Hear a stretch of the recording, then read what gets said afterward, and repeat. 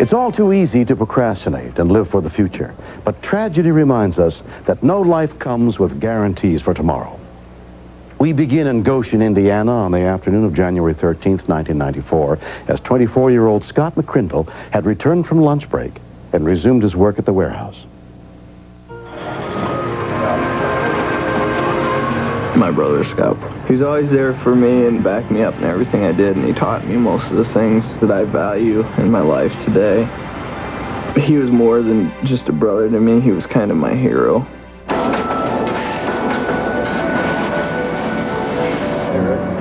That day, Rick Harvey was working in the warehouse with Scott. The stuff on for the load.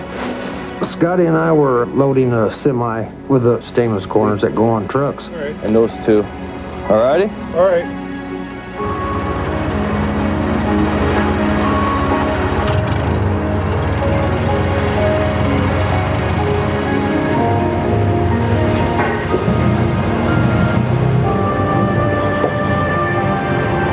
After you get them two? Yeah. And then I need these three? The corner posts are tied together, and then the bundles are put on a rack. The rack was heavy, between 3,000 and 4,500 pounds.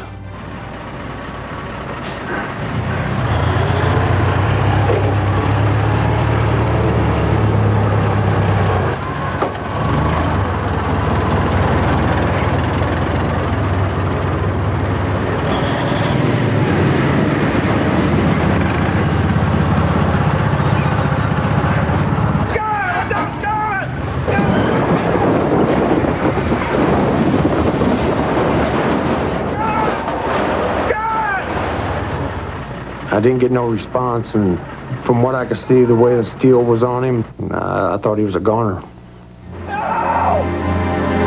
When we continue. I started doing assessment on Scott, trying to check for pulse and respirations, but he was dead. There was no two ways about it.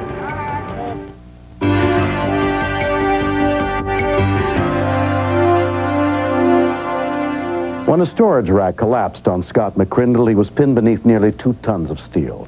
The only person who saw what had happened was co-worker Rick Harvey.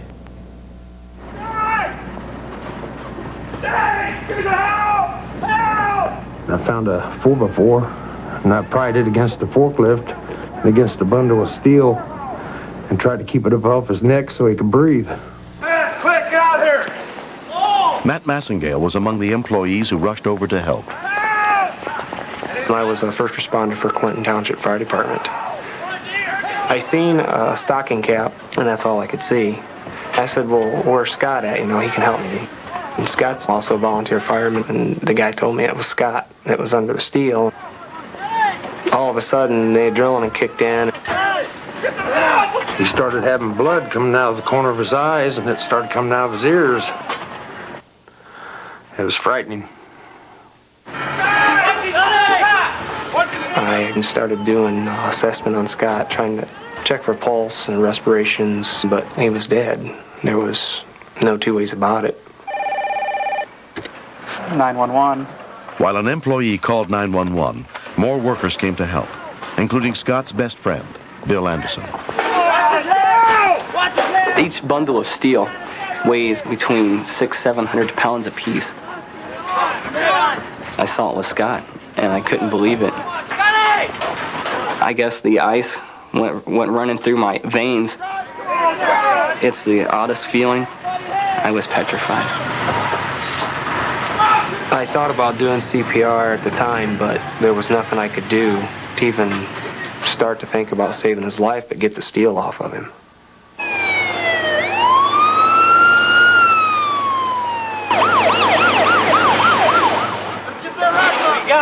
He lost his color, and it faded to a blue. It was getting deeper and darker. He seemed at peace.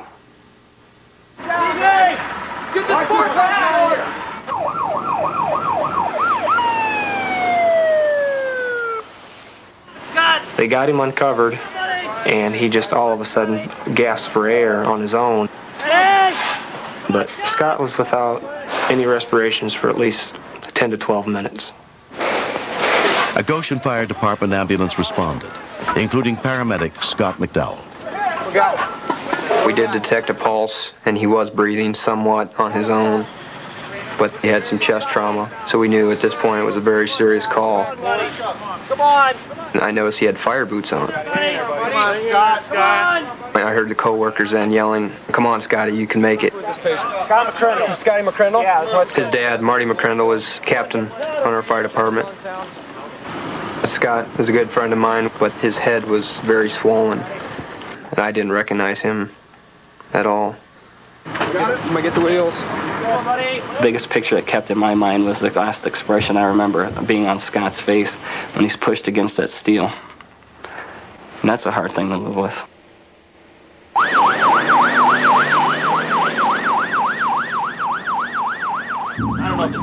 He was very critical. I've dealt with patients before where they look actually better than what Scott did and end up dying. Scott's father, Fire Captain Martin McCrindle, had been notified of the accident and was waiting at Goshen General Hospital. The driver was not one of our people. And when we use someone from an outside agency to drive our ambulances, that someone's in some deep trouble in the back end, and it's not a good situation. Marty opened up the back of the squad doors, and it was a look that I can't explain. It's something I don't ever want to experience again.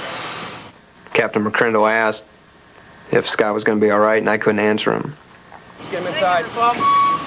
You see a lot of tragedy in this line of work, but you're never prepared for what's going to happen with your own family. I actually, in the back of my mind, thought that I was going to be contacting a funeral home as my next move. Let's go. 24-year-old male. Joyce Hale was the emergency physician on duty. I think we lost you. We really could barely feel a pulse on him. His face and his neck were swelling. That meant that he probably had had a very significant crush injury and that all the tissues in his body were swelling. Come on, Scott. He wasn't responding well, he wasn't breathing well, and I didn't think he had a chance. I need some betadine on his... Just before Scott was airlifted to a trauma center in another city, his mother, Patsy, was allowed to see him. The first thing I said to my husband, that was the same room my dad died in 8 years ago, which gave me a weird feeling. You can make this. I can't remember a whole lot, but I know I went up to him and rubbed his arm, and I told him I loved him, and I passed out. I don't remember anything else for a little while. 24-year-old Scott McCrindle was taken by Samaritan helicopter to Parkview Hospital and put under the care of trauma physician Jerry Easterday. Both sides. You've got good breath now. He looked terrible. The amount of pressure that had forced, the blood up in around his face and his head, the lesions that I saw on the skin of his face were very ominous. It's just a matter of just watching over the next hours to days to see, what kind of injury the brain had sustained. Just have to wait and see what's going to happen. I was not worried about brain damage at that time. I was not worried about nothing. I just wanted him to live. I wanted my son back. After 9 days in the hospital, Scott was released, amazingly, without any permanent brain injury. In the years since the incident, he underwent numerous surgeries to repair his severely broken left leg. And when he came home, nobody could believe it. You couldn't tell anything was wrong with him. He's a miracle child. He's my miracle child. Big pieces, small pieces. All those people that dug in and helped Scott, it restores your faith in fellow man. And had those people not removed some of those things, I know that Scott wouldn't be here. Appreciate the work you did on me in the Supreme there and all the help. The Supreme employees, the Goshen medics, and everybody else involved, I owe them my life. I can never repay that debt. They're the best, kind-hearted people in the world. Thanks for all the help and keeping me vital and alive until I got... You never know how important people are to you until you face the possibility that you may never be able to see them again. That's when it really hits you. He's a totally different person. He seems happier, he seems more content with life because he's dealt with death. Sometimes the best things that come out of life are tragedies. when you find out and you realize what life's all about. Oh, one more. Next. They put on heavy padded pants, a chest protector, plus the helmet and the gloves, so that they don't get hurt when they fall.